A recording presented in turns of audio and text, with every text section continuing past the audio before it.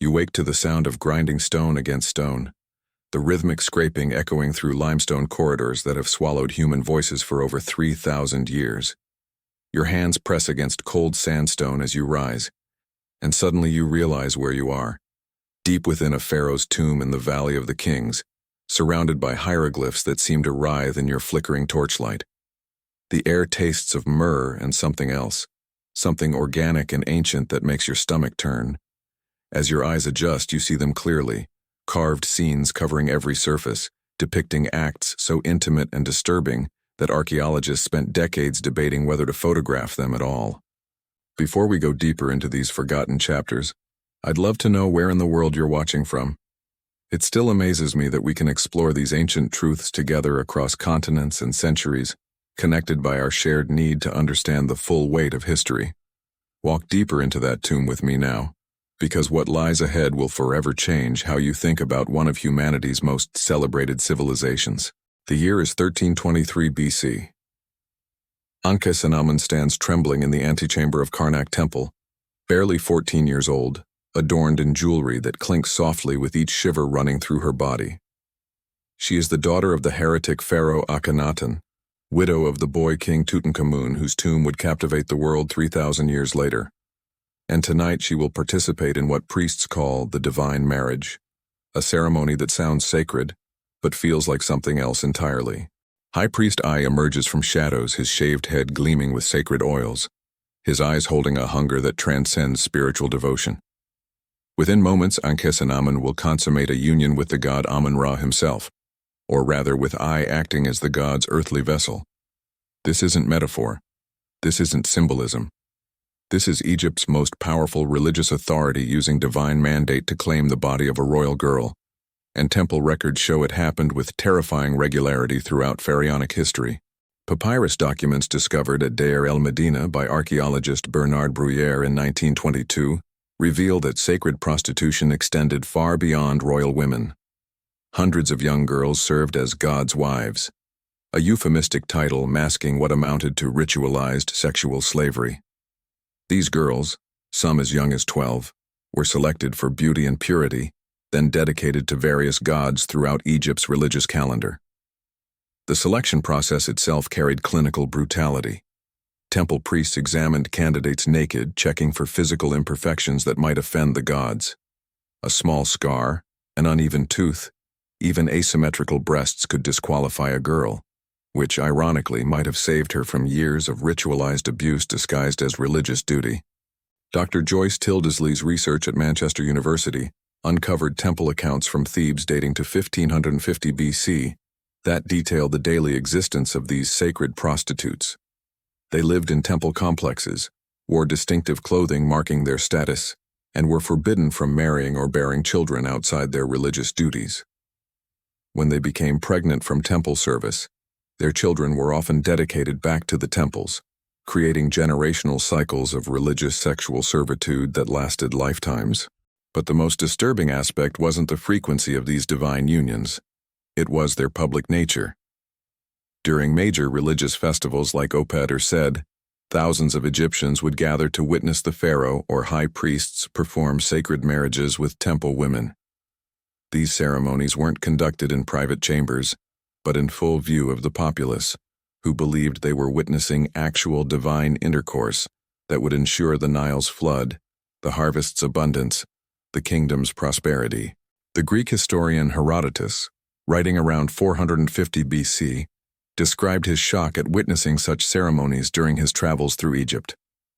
He wrote of seeing the most beautiful maidens of noble birth being prepared for unions with gods who appeared in human form, noting that the women showed visible signs of distress that Egyptian observers seemed to interpret as religious ecstasy. Archaeological evidence from the Temple of Min at Koptos reveals carved scenes showing these divine unions in explicit detail. The god Min, depicted with an erect phallus, is shown engaging with women whose faces are turned away, an artistic convention some scholars interpret as indicating reluctance or shame. Surrounding these central figures are carved musicians, dancers, and offerings, creating a festival atmosphere around what was essentially ritualized rape sanctioned by religion and witnessed by thousands. The psychological toll becomes clear when examining papyrus fragments from the Edwin Smith surgical papyrus, which contains what may be the world's earliest recorded treatments for trauma. Several remedies describe treatments for women who had served the gods and subsequently suffered from symptoms modern psychology would recognize as sexual trauma, loss of appetite, inability to sleep, sudden weeping, withdrawal from social contact. Yet the texts frame these symptoms not as evidence of abuse but as divine possession, requiring gratitude and continued service. Perhaps most chilling was how completely society accepted these practices. Marriage contracts from the New Kingdom period routinely include clauses releasing husbands from marital obligations if their wives were called to temple service. Fathers negotiated bride prices that explicitly factored in whether daughters had already served in temples, with used women commanding lower payments despite their supposed divine blessing. The economic machinery of Egyptian society had quantified the value of a girl's virginity and discounted it once temple priests had claimed it in the name of gods. The horror didn't end with the living. Bahubra's workshop in 945 BC reeked of natron salt and decay as the master embalmer examined the body of a young noblewoman who had died in childbirth. What was about to unfold in this mud-brick building beside the Nile would have horrified the woman's family if they had known. But they didn't know, and they never would, because the mummification process held secrets that Egypt's embalmers guarded more fiercely than any pharaoh's treasure. Modern CT scans of female mummies from the Egyptian Museum in Cairo, conducted by Dr. Zahi Hawass's team in 2005, revealed evidence that has forced Egyptologists to confront one of ancient Egypt's most disturbing secrets: the systematic sexual abuse of female corpses during mummification. The scan showed clear signs of post-mortem sexual trauma in approximately 23% of female mummies examined, with damage occurring after death but before the final wrapping process. Herodotus first hinted at these practices in his histories around 440 BC. He noted that families of beautiful women, or women of high rank, would wait several days before delivering bodies to embalmers to prevent indignities being offered to them. He cryptically added that one embalmer had been caught abusing a recently deceased woman and was subsequently killed by fellow workers, not for the violation itself, but for being discovered. The mummification process took 70 days, during which corpses remained in embalmers' workshops with minimal oversight from families or religious authorities. Workshop records from Tanis dating to 1000 BC show that embalmers often worked alone during night shifts, when most Egyptians believed the dead were most vulnerable to spiritual attack. These nocturnal working conditions created perfect opportunities for abuse that would never be detected or reported. Physical evidence comes not just from modern CT scans but from ancient sources attempting to address the problem. The Harris Papyrus, now in the British Museum, contains legal documents from 156 BC describing the prosecution of several embalmers for defiling the sacred vessels, a euphemistic legal term scholars now believe referred to sexual abuse of corpses. The penalties were severe. Convicted embalmers faced execution, and their families were stripped of property and exiled from their communities. But perhaps most disturbing was the ritualistic nature of these practices. Evidence suggests some embalmers believed sexual contact with the deceased transferred the woman's life force to the abuser, granting enhanced virility or longer life. Amulets found in embalming workshops depict sexual acts with mummified figures, and several papyri contain spells meant to be recited during such violations, treating necrophilia as a form of magical practice rather than simple abuse.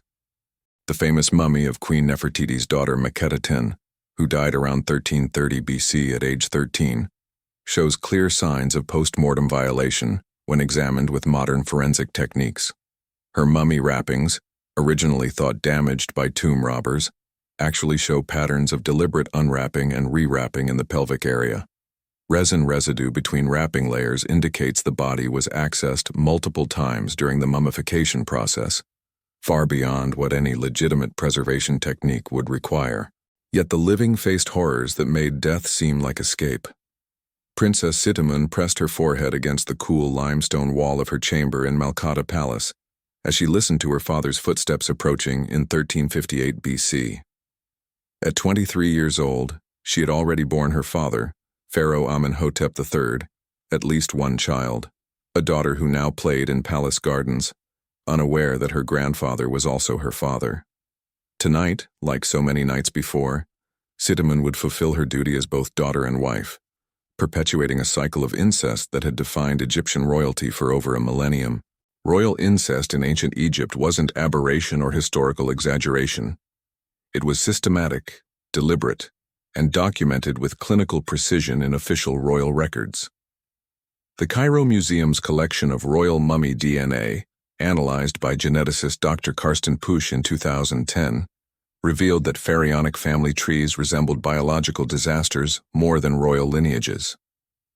Tutankhamun himself was the product of a brother-sister union, and genetic analysis shows he suffered from multiple congenital disorders including spina bifida, clubfoot, and temporal lobe epilepsy, all likely results of generational inbreeding. The practice reached its most extreme expression during the 18th dynasty. Pharaoh Amenhotep II married 3 of his daughters, and palace records from Amarna show that Akhenaten maintained sexual relationships with at least 6 of his daughters simultaneously. One limestone relief from his capital depicts the pharaoh kissing one daughter while another sits on his lap, with hieroglyphic text identifying both girls as his beloved wives and daughters of his body. The psychological toll on royal women becomes apparent when examining their abbreviated lifespans and frequent mysterious deaths. Queen Ankhesenamun, daughter and wife of Akhenaten and later wife of Tutankhamun, survived to age 27, ancient by royal standards. Her mummy, discovered in 2010, shows evidence of chronic conditions modern doctors recognize: vitamin D deficiency from rarely leaving palace chambers, stress fractures from physical abuse, signs of frequent pregnancies ending in miscarriage or infant death. Medical papyri describe treatments for conditions that modern doctors recognize as consequences of incest. Remedies for children born twisted include instructions for splints, exercises, and herbal treatments, suggesting royal physicians dealt with regular cases of birth defects. One particularly disturbing text describes a surgical procedure for infants born with sealed passages, likely referring to genital malformations common in severely inbred populations. The most chilling evidence comes from the royal mummy cache discovered in 1881 at Deir el-Bahari. Of 11 royal mummies found there, DNA analysis revealed 9 were products of incestuous unions, and 7 showed evidence of significant genetic disorders. 2 infant mummies found in Tutankhamun's tomb were his daughters, born of his marriage to his half-sister Ankhesenamun, and both suffered from neural tube defects that made survival impossible. Palace intrigue often centered on which daughters would be selected for royal marriage. The Amarna letters, diplomatic correspondence between Egypt and neighboring kingdoms, contain several messages from foreign rulers expressing horror at Egyptian marriage customs. The king of Mitanni wrote to Amenhotep III in 1350 BC, "Your daughters who are wives are numerous, but you have not sent me any of your daughters in marriage. Why is this? Your daughters are your wives. Your wives are your daughters. This confuses my scribes when they write marriage agreements." Some royal women attempted escape. Several papyri describe daughters fleeing to neighboring kingdoms, only to be forcibly returned by Egyptian armies. One text from 1345 BC describes Princess Bakataten's attempt to seek asylum with the Hittites, writing to their king, "My father wishes to make me his wife as he did my sisters, but I would rather die in foreign lands than submit to such violation of nature's law." The genetic consequences compounded with each generation. By the end of the 18th dynasty, royal infants were dying at birth rates exceeding 60%, and surviving children often suffered from intellectual disabilities, physical deformities, and shortened lifespans.